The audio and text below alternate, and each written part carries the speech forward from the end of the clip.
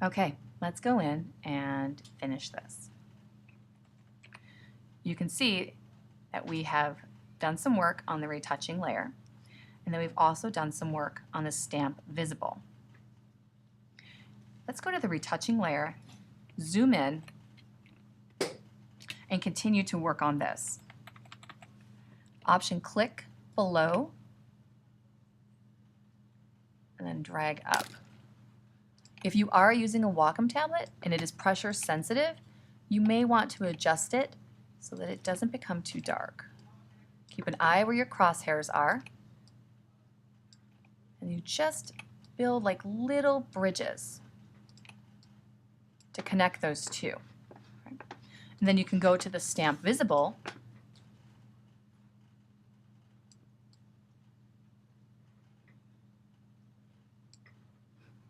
and start to fill it in.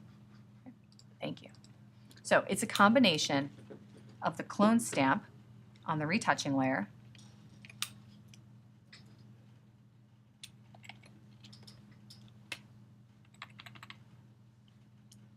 I'm going to just use the mouse.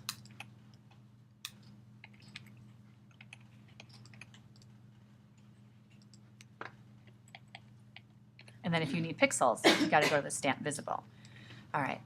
Now, if at any point you are trying to use information that is on this retouching layer and you're having a hard time because some of it is on this stamp visible and some of it is on this retouching, what you can do is always make a new stamp visible. At the very top, Shift Command Option E, and that puts all of the retouching you've done to that point on one layer.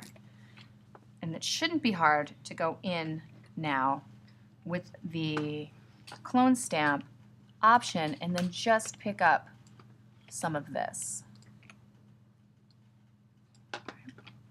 If you start to get some repetition, we'll go back in and use the patch on it to make sure that it is not visible.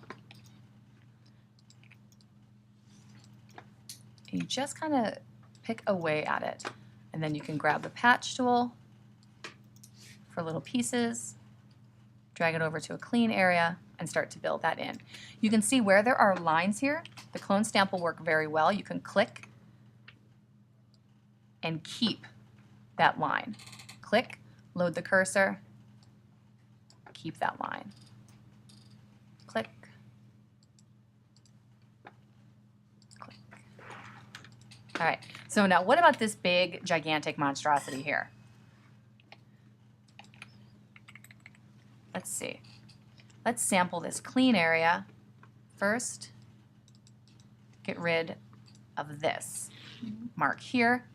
Then that is now a clean area that we can sample. We can start to bring over a nice clean top.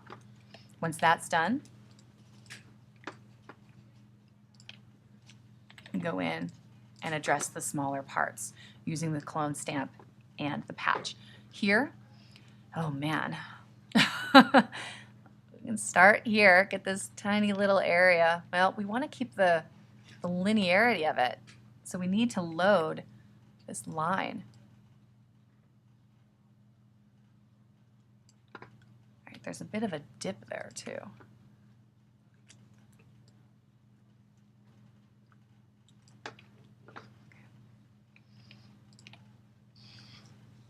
Does it kind of make sense what I'm doing? All right.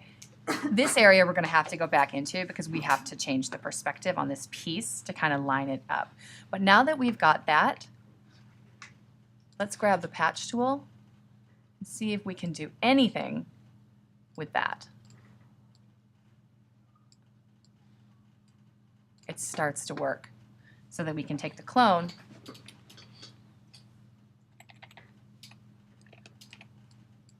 bring it down, start at the bottom, move up,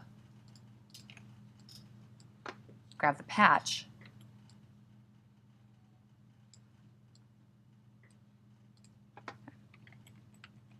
so when you zoom out, you are repairing it.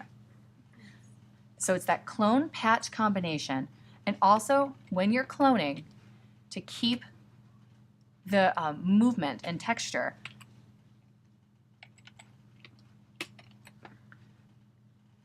When we're using the clone stamp and it's doing, like, say it's at an angle like that, Mm-hmm. and we're doing the clone stamp and you can see that there's like a definite like separation with the lines.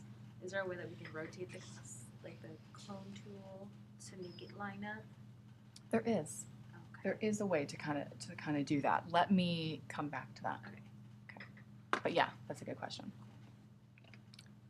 So I think we could finish this with not too much hassle.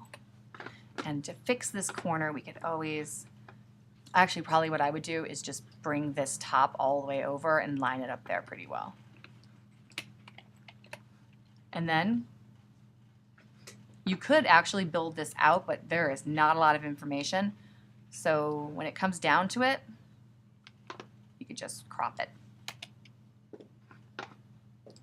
Oh, no, what did I do? I cropped all my border off. I spent all that time making that border. I'm sorry, I got crazy for a second.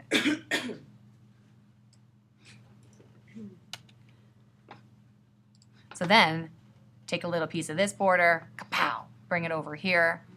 Because this is so clean and nice. And cover up this tail light. So it's just little baby steps. I would fix this, continue to fix this, and then it's going to be good.